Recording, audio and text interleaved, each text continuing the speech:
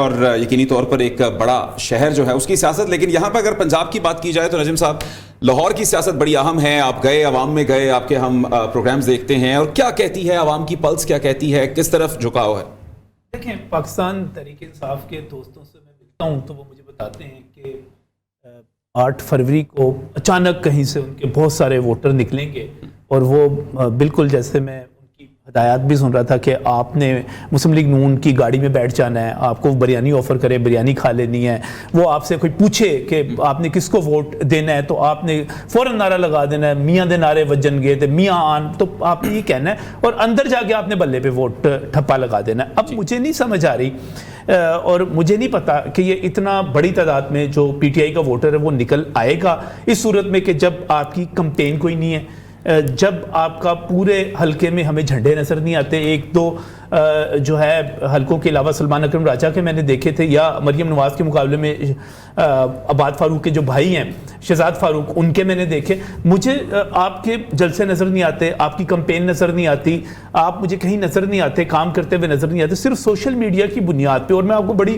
دلچسپ بات بتاؤں کہ صورتحال یہ بن گئی کہ سنم جاوید کی سسٹر نے ایک ٹویٹ کیا آج NA 118 کے حوالے سے.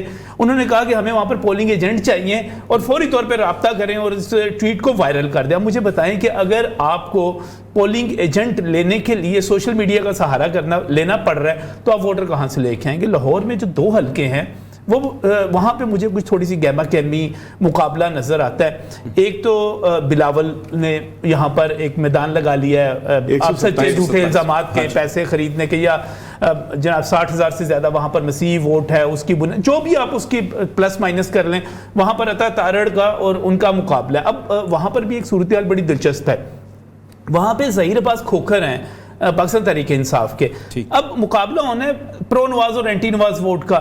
جب اینٹی نواز ووٹ تقسیم ہو جائے گا, پچھلی دفعہ اسلم گیل صاحب یہاں سے جیتے تھے جس کی وجہ سے ان کا بڑا حوصلہ بڑھا, تو جب یہ ووٹ تقسیم ہو جائے گا, ووٹ اچھے لیے تھے, 34,000 ووٹ تھا اسلم گیل صاحب کا. لیکن اس کی وجہ ایک اور بھی تھی نا, چیمہ صاحب, جمشید اقبال چیمہ جو تھے وہ باہر ہو گئے تھے, تو 1-to-1 مقابلہ ہو گیا تھا. اب 1-to-1 مقابلہ نہیں ہے. اچھا, دوسرا مقابلہ جو ہے اون چودھری بڑی محنت کر رہے ہیں, بہت کمپین کر رہے ہیں, لیکن پتہ ان کے ساتھ ایک چھوٹا سا ایشو یہ ہے کہ ان کا پورا حلقہ جو ہے وہ ان علاقوں پر مشتمل ہے جہاں سے شفقت محمود صاحب جیتے تھے, جہاں سے محمود الرشید صاحب جیتے تھے, جہاں سے اسلم اقبال جیتے تھے, جہاں سے مراد راز جیتے تھے. یہ سارے کے سارے جو ہے پی ٹی آئی کے لوگ لاہور میں جو سیٹیں ملی تھی وہ گھوم پھر کے وہ تمام وہی حلقہ ہے.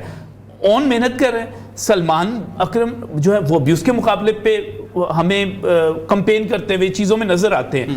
تو یہ ان 2 حلقوں میں مجھے مقابلہ نظر آتا ہے. لیکن اس سے ہٹ کر اگر آپ مجھ سے پوچھیں تو ون سائیڈڈ ہے جی یہ سارے کا سارا.